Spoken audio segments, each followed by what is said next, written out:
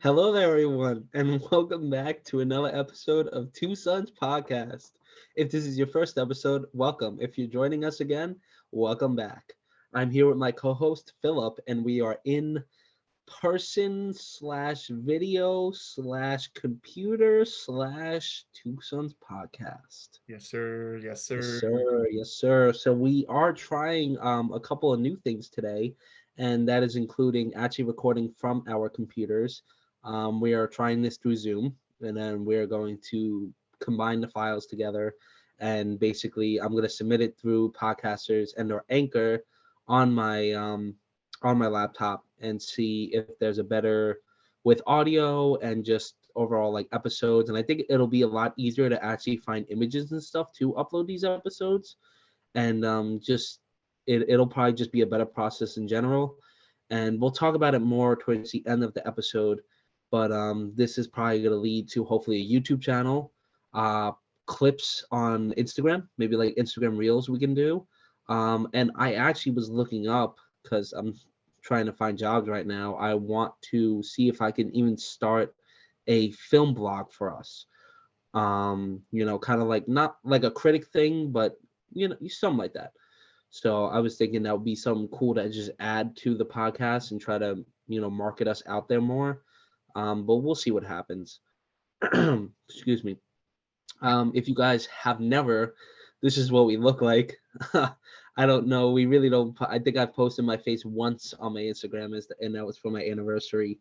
So this is us. Well, honestly, Hello. it's kind of weird like seeing us through the phone or I guess virtual world, so to speak. Because I mean, obviously we're in different states, so usually when we record, we don't see each other's face when we're talking to each Yeah. other. So this is a little weird, but s- uh, sort of to what my brother alluded to before.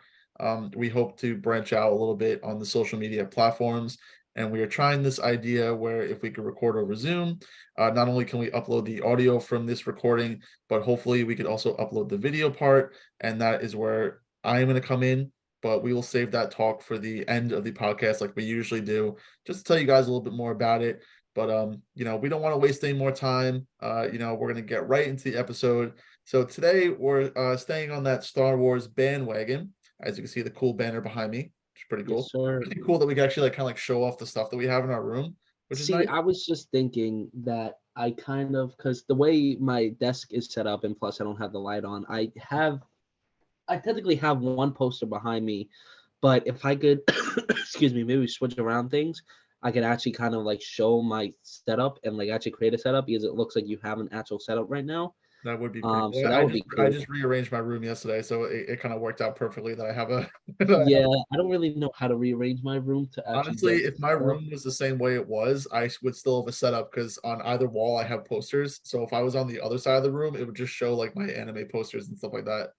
I might know, but we'll play around with it. But for now, maybe that's something. If we get a YouTube channel, we can do like a room tour or something. Mm, That'd be pretty That cool. Cause I that have a would be bunch of pretty cool. collectibles that I would definitely show off, and probably same with you, Yeah, and I think just our posters and I everything in think that'd be general. really cool that we could something that we could explore in the future.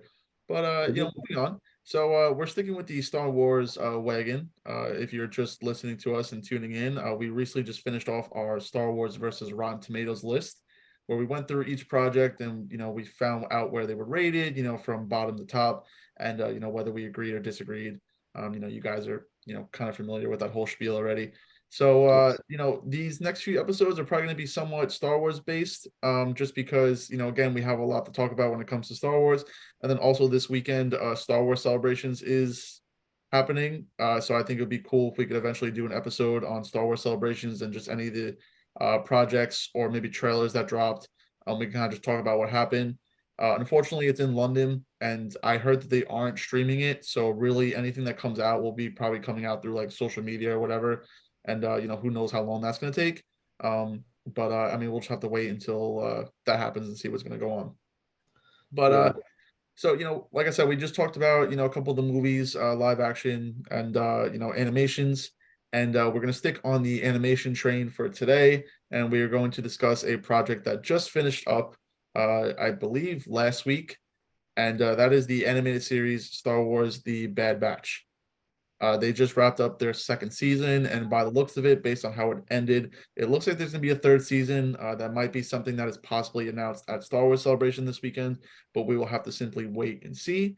But without further ado, before I let my brother get into this episode and kind of introduce what we're going to be talking about, Joey, how you doing today? I mean, this is the first time we're doing this. I mean, it's cool to see each other over the computer. It makes it a little bit more personal.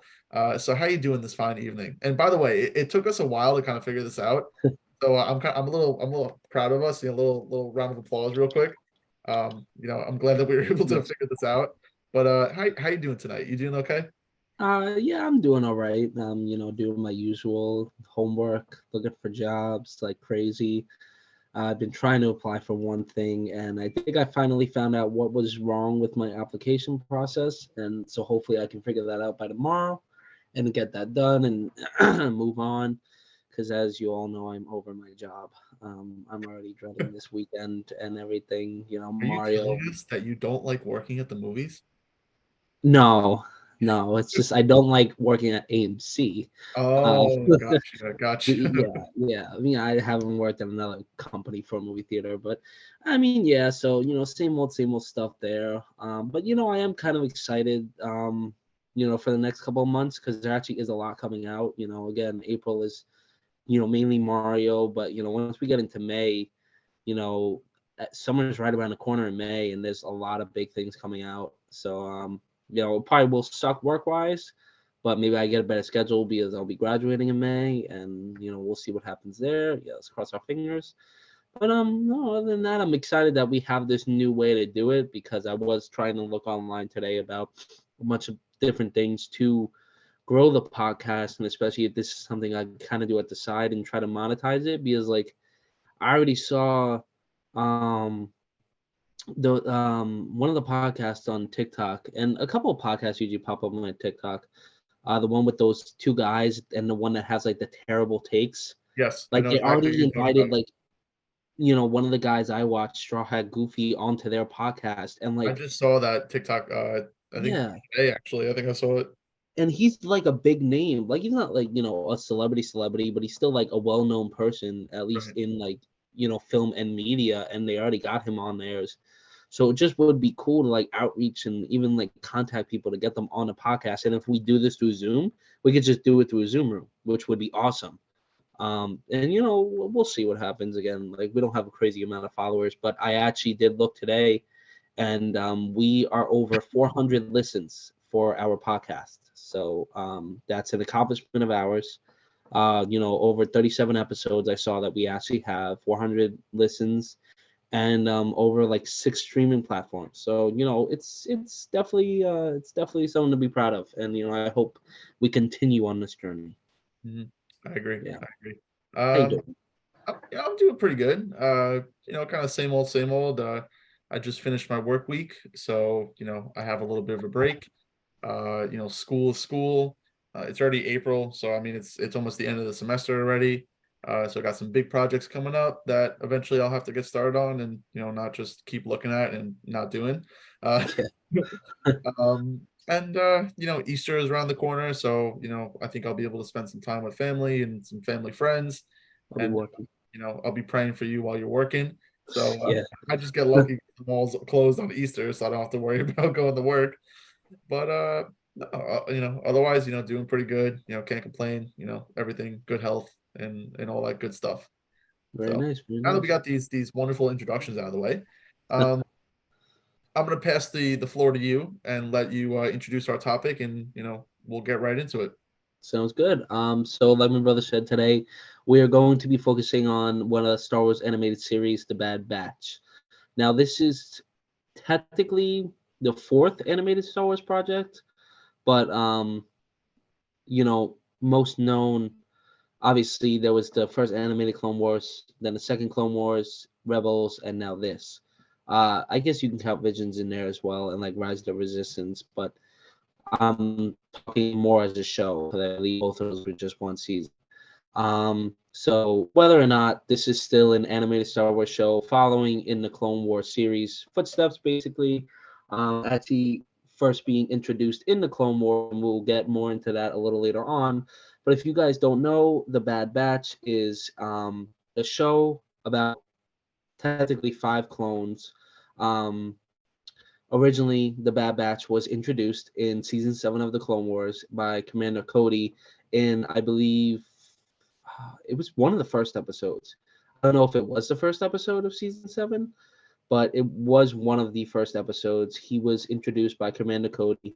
I don't remember how. I don't know if they necessarily said how Cody actually met up with them, because it was very interesting that somebody like him introduced the Bad Batch. You know, you would not expect it coming from somebody from the 212th, especially him being with a Jedi like Kenobi. But he introduces them, and you know, we see the 4 members of the Bad Batch. Hunter, the leader, which is basically the Rambo of clones, who looks like him, basically acts like him. The leader of the group, as I said, and I basically think he has enhanced everything. I think Like I think no, in heightened senses, right? yeah, I was just about to say that. I think his specialty is that he has just enhanced overall senses. And then we move on to Tech, which is the brains of the squad and everything. Obviously, good with computers, or the space version of computers. Wrecker, who is my favorite. I do have a tattoo of him. I'll show you guys later because it's dark right now. But he's the muscle. If you guys couldn't guess by that name. And Crosshair, who is the sniper, sharpshooter, whatever you want to call it. And then technically, as we see throughout season 7 of the Clone Wars, a clone named Echo actually goes and ends up joining the Bad Batch towards the end of the season, and he becomes technically the 5th member. And we'll go on to what happens in their story later on. But I don't believe when season 7 came out, we actually knew that Bad Batch was going to be a show until the end of season 7. And I don't necessarily remember, what it was like when I heard that information, but I think nonetheless everybody was excited because they kept Clone Wars alive in that sense, like while they brought back Clone Wars the years, it still ended and that story was over. But they continued a clone story, and they are kind of working out a lot of Star Wars project stories in this series, which I think will develop further onto possibly other projects and merging other characters that we've seen throughout shows such as Rebels or Clone Wars. Um, excuse me, and seeing the introduction of some other characters that we've even seen in live action and such in animated form, which is pretty cool. But going on, I don't know if you want to just jump into your first thoughts on the Bad Batch, maybe. When they were introduced, because it was a totally new, you know, I don't want to say look, because we've seen different clones, but it definitely was a whole new tone to the Clone Wars, and like seeing different versions of clones opposed to somebody like Heavy and Waxer or something like that. Right.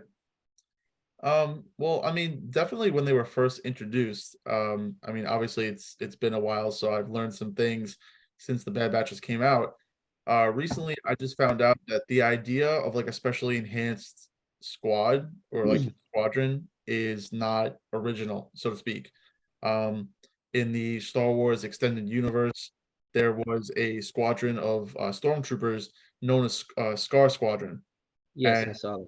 right, and they each had their own special abilities, and some of them happen to be very similar to the Bad Batch. So you could kind of argue that maybe Star Wars took the inspiration from the extended universe, and they decided to, instead of making it a Imperial squadron, they decided to make it a clone squadron.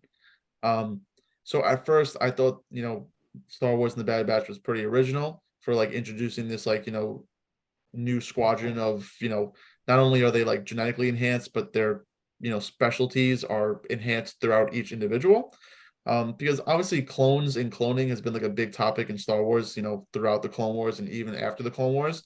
So it was interesting to see that not only did the Kaminoans use their cloning technology to create a massive army, but they could also use their cloning technology to also specifically enhance individuals based on different attributes, which was also really cool to see. Um, However, unfortunately, because I found out like the existence of Scar Squadron and that lore from the extended universe, it doesn't seem as original as an idea anymore, obviously. But nonetheless, it is still a cool concept, and I think it even pays homage to 99. And I mean, obviously, if everybody's watched the Clone Wars, they know who 99 is. He was sort of a deformed clone who was stationed on Kamino, and he was kind of given like the laundry and like the maintenance duties while the recruits were and cadets were training and like going through their trials and everything. And unfortunately, he does see his demise in the Battle of Kamino, which is an arc in the Clone Wars, and obviously it's very sad. But I believe they're named Clone Force 99 like as homage to him because obviously he was different from all the other clones. Yeah, So he was they like kind of visibly defective. right. So they kind of gather their name from that because in a sense the other clones or like the regs as they like to call them see the Bad Batch or Clone Force 99 as kind of defected. They don't treat them as normal clones, which was interesting to see. Because they're different and they're like specially enhanced, they're seen as like deformed or irregular. So I did like how they paid homage to 99 and they took inspiration for their name.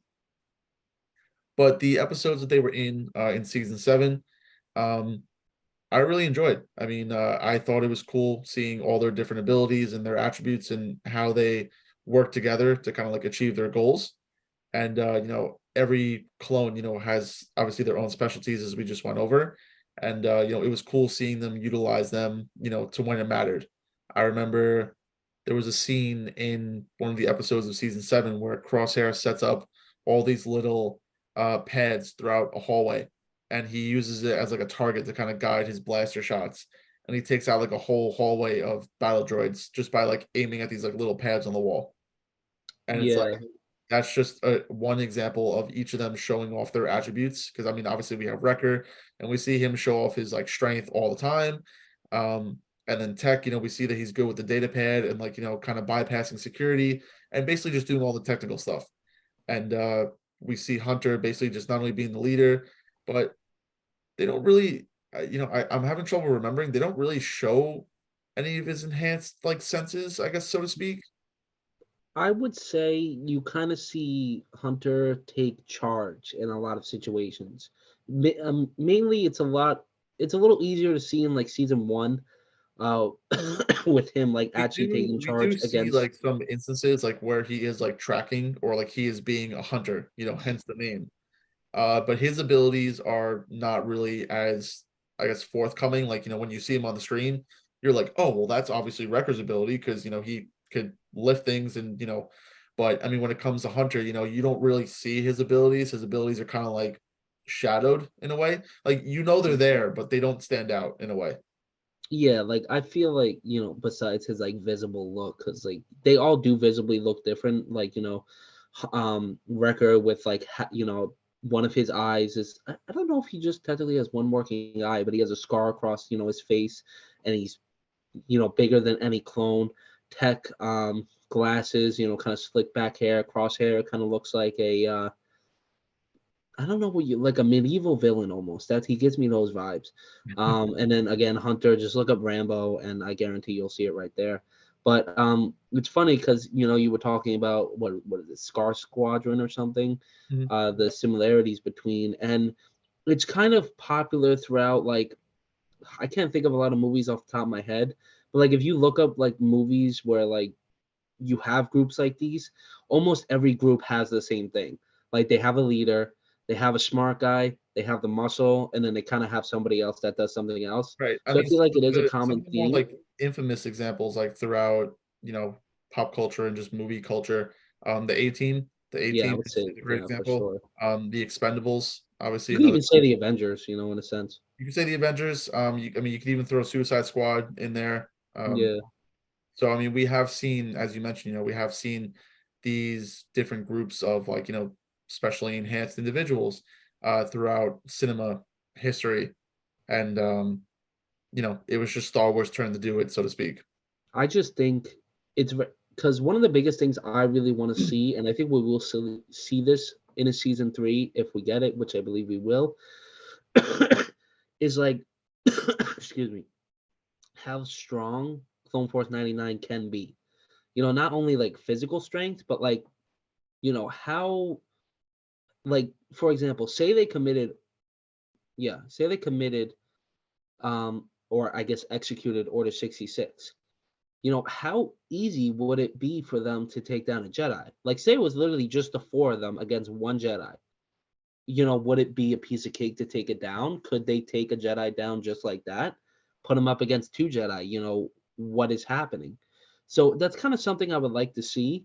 Not like them taking down a Jedi, but just seeing like them up against formidable opponents. Not that they haven't, because we've seen, for example, Wrecker take on a baby Rancor, which even though it's a baby, he's still using his brute force to take on a Rancor, a creature known for its strength. And obviously, we know Crosshair can virtually take out any target he sets his eyes on, and Tech and Hunter can probably come up with a plan to make all this happen. So, I wonder, like, I hope to see them really fight against clone commandos, because obviously, when we saw the clone commandos in, heavily featured a little more in season 2, towards the end, Wrecker couldn't take them on because obviously they just got injured after the last episode, and we'll talk about that a little later. But because I see clips on TikTok about the Bad Batch because the season just ended and it's obviously fairly popular right now.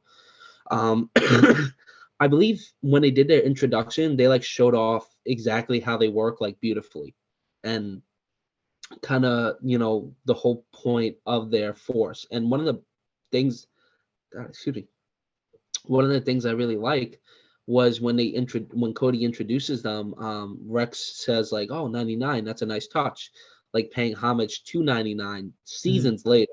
Many seasons later, probably like 4 seasons later, of people that maybe not watch the Clone Wars didn't even know. And I really like that they did that, because they turned the story of a defective clone who ended up being useful in the end when they just pushed him aside, to experimenting for defective clones to serve a useful purpose ahead of the Regs, they call them. And I definitely think the introduction it got everybody excited, and I think everybody liked them. So I mean, and that was even before they started their own show. I mean, definitely to piggyback off of what you said, it is going to be interesting to see, like, what they go up against in season 3. And, obviously based on their current strength and where the squad stands as it is, it's going to beg the question, can they stand up to, a squad of clone commandos? I think Star Wars has a lot of potential. I mean, I know a lot of people had their theories that they might, possibly face off against Delta Squad, which we saw a brief glimpse of them in the Clone Wars in that one episode. And they're probably one of the more well-known clone commando squads. There's also the possibility that Star Wars could make their own Scar Squadron. Maybe these cloning genetic tests and experiments will lead the Galactic Empire to make their own squadron of genetically enhanced clones with each of their own abilities. Maybe that's how the squadron was actually made, because they're stormtroopers. Maybe they got them from Clone Force 99. Maybe we see Star Squadron introduced into Star Wars canon like this. So I mean, there are a bunch of possibilities for what the Bad Batch has against them in season 3. And I mean, obviously, before we talk about that, now that we've kind of introduced in the characters and laid some background, now we can start diving into the 2 seasons of the material that we have. So I mean, when it comes to season 1, basically, if you have to give a brief summary of the story and basically the the timeline that was going on during the season, we see the Bad Batch not carry out, but we see the Bad Batch during the events of Order 66. So I mean, that's one of the first episodes that we get. I think that's literally the first episode, because it's almost like an hour and a half long. Right. So, we see the events of Order 66 again, thank you, Dave Filoni, again, through the eyes of the Bad Batch. And we see, unlike the regular clones, that because they are genetically enhanced and they are different, that the inhibitor chips don't necessarily activate. You could argue that Crosshairs was the only one that activated, but obviously when we see it later in the first season, I don't think his did. I just think he just simply followed orders because that's who he is. Because obviously later on in the season, when Crosshair and the Bad Batch run into each other again, they're like, oh, the inhibitor chip made you do this, that's why you're acting like this. And then Crosshair was like, I've had my inhibitor chip removed for like months now. Yeah. So it's like, that just proves that that's just who he was. He was just simply following orders. But nonetheless, we see the Bad Batch, through Order 66, and then we see them, post transition, from the Galactic Republic to the Galactic Empire, and we basically see how they like slowly transition out of the new Galactic Empire.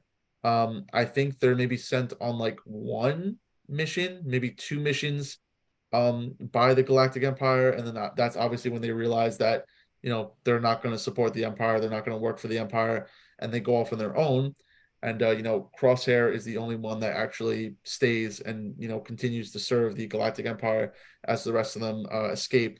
And basically, we find out they are able to escape to a planet called Ord Mantell, where there is a um, I don't know how you would describe her. I guess maybe a mercenary, or like a contractor. Her name is Sid, and she basically kind of enlists the Bad Batch to like do various missions for her across the galaxy as kind of like payment for like shelter and food and basically security, away from the Galactic Empire. And we basically see the Bad Batch go on all these different journeys throughout the first season.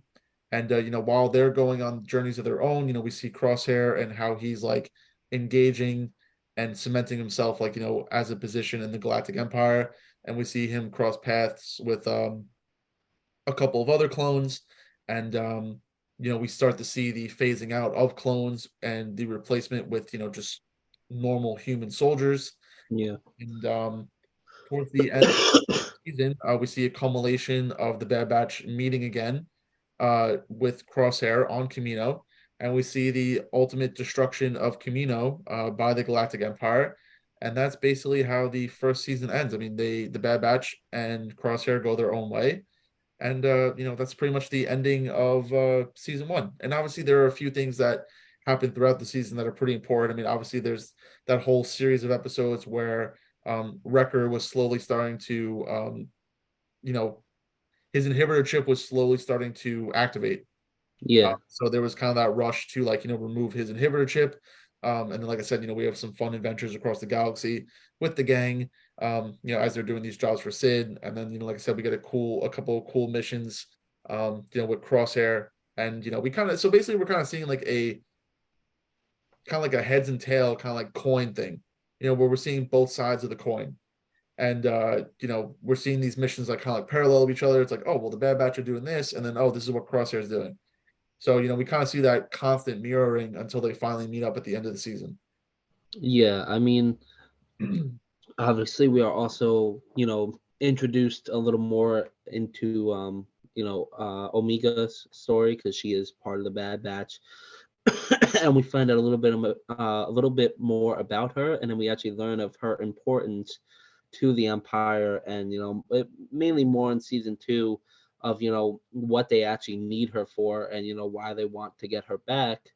Um, and like my brother said, throughout the first season, we get reintroduced to characters such as um, Echo and Rex. He meets, and we see Rex kind of as what is it, like a clone syndicate or something. Basically helping other clones across the galaxy. And when he meets up with the Bad Batch, it's kind of the little storyline with the inhibitor chips because Tech seemed to solve the problems with it, but Wrecker was the one that was having the most problems, and everybody thought he was going to turn. And Rex was ready to just put him down because obviously he couldn't even um, fight it off. He still technically committed Order 66, but obviously not to the same extent. So we saw that story developing on, and obviously we see the story of them running away, not necessarily running away from their problems, but just trying to find what place they now hold in the galaxy, because this is a struggle we end up seeing even in the second season is they're all soldiers, and clones really don't know what to do after the war because that's what they were bred for. And now we are seeing how the Empire really treats the clones, something that was not really touched upon in any other Star Wars project. Maybe a little bit in Rebels, but not really. Um, which is very interesting to see because obviously we know how big of a part they played in the whole Clone Wars series, and that whole time of Star Wars. So it's interesting to try to see them get away from that.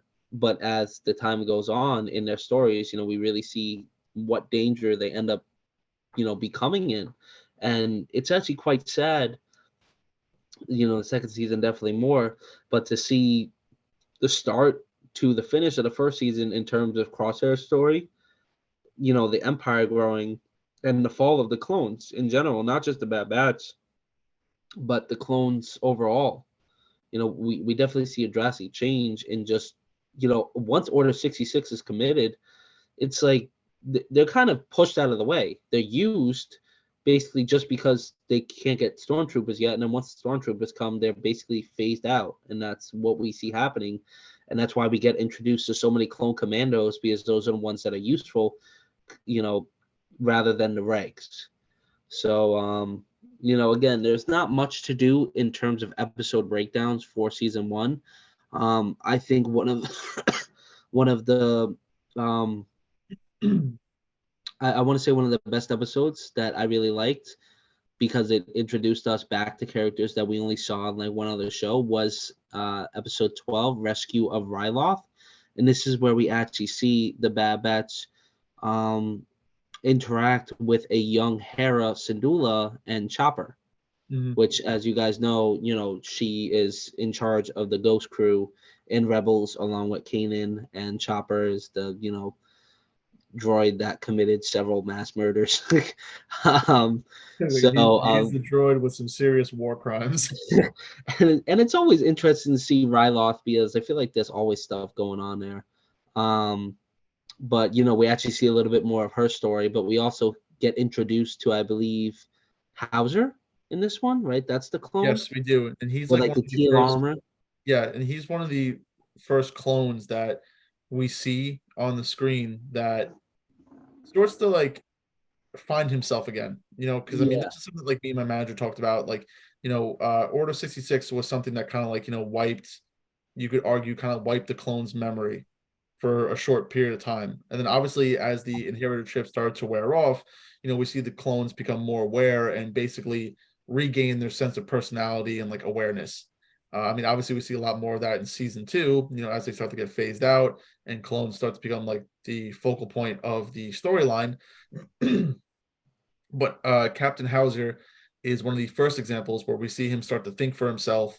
And I don't remember what episode it was, but based on the decisions that they had to make in that episode, he basically used his own thought process and he was like, no, this is wrong. He's like, why are we doing this? yeah, And we're led to believe that, at the end of that episode, that he is actually executed and that he's killed. Obviously, in the second season, we see that that's actually not the case, and he was rescued from a prison transport. But I mean, again, that was one of the first examples that we saw clones regaining who they were and realizing that what they did was terrible. And unfortunately, unlike the case of Hauser, many of those clones were just disregarded, and some of them were probably even killed because once they started to think for themselves again, and they were basically not yes sir, no sir anymore, then the Galactic Empire had no use for them anymore. yeah. Which is, it's honestly, it is sad to see, because a lot of people that probably don't watch the animated series really don't understand how much personality there is behind the clones. Because the only one we see in live action that is actually in the show that's featured, on screen is Commander Cody, and there's not much story behind there, obviously, in the movies and behind the other clones at all. Again, they're just seen as soldiers in there, but really, in obviously the Clone Wars and in this, you're seeing like how much story there is behind each one of these clones, old and new ones.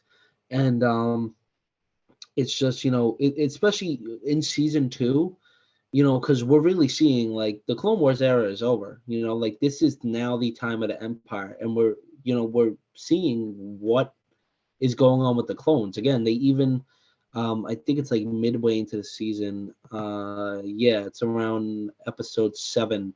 So about halfway in the season, we see the introduction of the reintroduction of actually an old. She's not old, but Senator Chuchi, right? That's her name. Are you talking about in the second season? Yeah, Yes. we Yes, Senator see Chuchi. Senator Chuchi, which she was in one Hmm. of the Clone Wars seasons in a couple of episodes. I don't remember, but we actually see her start to be an advocate for the clones in the Senate. Um, and we see a story basically of clones kind of figuring out what happened, and their lives being threatened due to it, because obviously the Empire doesn't want this to get out. And even when it gets out that the Empire destroyed Camino, there's still really no justice for the clones. Like, yeah, I guess they get to see the guy arrested, but it's not like they're really getting anything significant for what they did. So we even start to see the politics of Star Wars playing to this of clones' rights, because essentially to the galaxy, the Empire clones are their property. The clones are not considered people in any sort of eyes of the Empire. So it's really crazy how the whole galaxy is determining this throughout the Senate and throughout the stories, because what do they consider just because they're clones? Are they not people? Like, obviously not in the Empire's eyes. So it's very interesting on how we also see how they adjust things, like saying like Omika's my property, I want her back. So I definitely think that was an interesting part, and one of the probably best episodes towards the beginning of the season was the return of actually, and it was nice to see a return of a Jedi youngling who's not really a youngling anymore, a Gunji, who is actually a Wookiee. He was a Wookiee youngling, and I guess he's not really considered a Jedi. More technically, probably be the age of the Padawan, but nonetheless, we know he survived Order 66, because there was a couple of episodes based on younglings getting their lightsabers in the Clone Wars, and he was one of them, and he was one of the coolest ones because he was obviously a Wookiee becoming a Jedi. That was some of the coolest things. And we saw the return of Kashyyyk along with other Wookiees, and that was definitely one of the best episodes because who knows where his story is going. Are we going to see him again? I have no idea. Like, because in Rebels we saw all the Wookiees, but is he alive then? Is he like a full-grown Wookiee Jedi? Because that would be crazy. And we see how much power he holds, and him kind of letting go a little bit of the Jedi stuff because obviously he's angry. His people were slaughtered. Clones tried to kill him. He's terrified. I don't even know how old he is, but that was definitely cool to see. So we're getting even side stories in this whole series. I totally agree. And I mean, again, the introduction of Gunji back in Star Wars universe, in season 2 was obviously a welcome treat. I mean, I think every Star Wars fan was ecstatic. Season 2, was it really that long ago? It was, well, season 2, yeah. So it was the beginning of season 2. Oh, I thought you were saying Clone Wars, like Clone No. Wars season 2. Before we continue on with our discussion, we do have less than a minute left of this session. Mm. So for everybody listening, we are going to take a quick recess. So grab some water, stretch, do what you have to do, and then we will be back with the discussion in a second. Copy. Sounds good.